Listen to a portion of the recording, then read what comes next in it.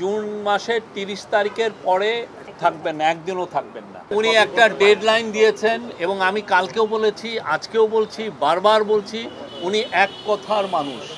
উনি বারবার বলেছেন যে জুন 30-এর পরে ইলেকশন যাবে না। আপনাকে ওনাকে ট্রাস্ট করতে হবে। এটা ডিসেম্বর থেকে জুন মাসের 30 তারিখ পর্যন্ত এর মধ্যে ইলেকশন হবে। ওই জুন মাসের 30 তারিখে জুলাই মাসের 1 তারিখে যাবে না।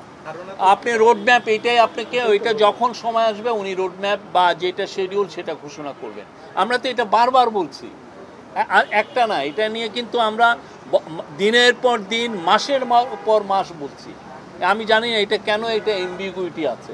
ওনার এখানে তো কোনো এমবিগুইটি নাই। প্রফেসর ইউনূস জানিয়েছেন উনি জুন মাসের 30 তারিখের পরে থাকবেন না, একদিনও থাকবেন না।